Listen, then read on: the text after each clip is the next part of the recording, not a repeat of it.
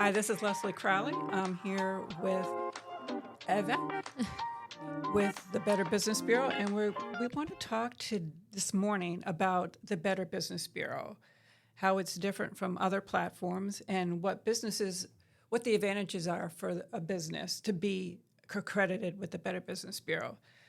So first, Eva, can you tell us a little bit about the accreditation process and what businesses should expect? Yeah. So we're here in the Ignite studio, the podcast studio. And one of the things that businesses can expect with the accreditation process is, number one, there's that old saying, pay to play. It's not that easy. So you can't just, slip us a 20 and think you're going to slap that seal on your business. It doesn't work that way. What we do here is a very thorough process. So we check your licensing. If your industry requires that, we make sure that you're up to date with it, that you have the proper licenses, and that you're checking DPOR and making sure that you're reliable and safe for the consumers. One of the other things that we do in the vetting process is we check your history of reliability and any reviews that you might have or complaints that you might have. I know you're probably thinking, well, why do you check the history? Because we want to know what your interaction in the marketplace has been with consumers in the past, because that'll let us know how you're going to deal with being accredited in the future with us, because our accreditation process requires that you respond to complaints a certain way. That is one of the things that is really important, is how are you speaking to consumers? What is your industry, the values for your industry? What's your community like at your work? And are you upholding transparency, respect, honesty, and truth in those values when you're dealing with consumers?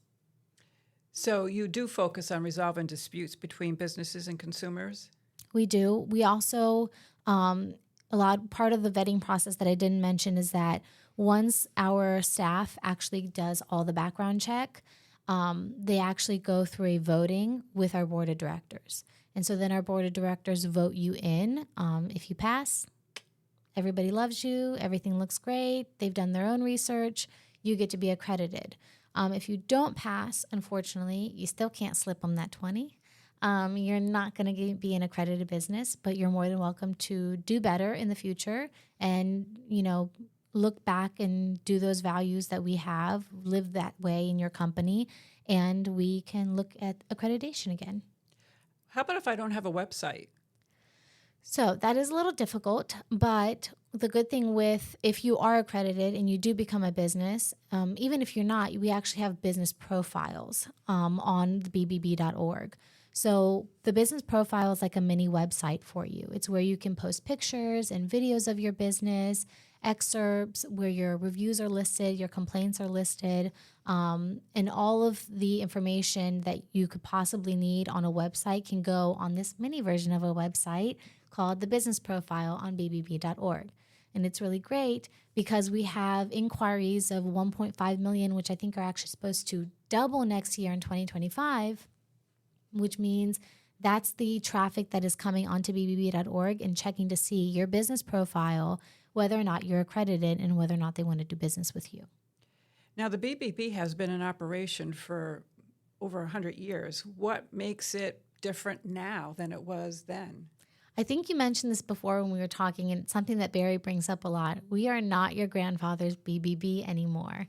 One of the things that I first learned when I started here was that the BBB reminded me of calling dad, is what I called it. I grew up in a small town, Harrisonburg, Virginia. I was used to asking my dad who was reliable enough to fix my car, change my tires, get a plumber for my house when I bought it.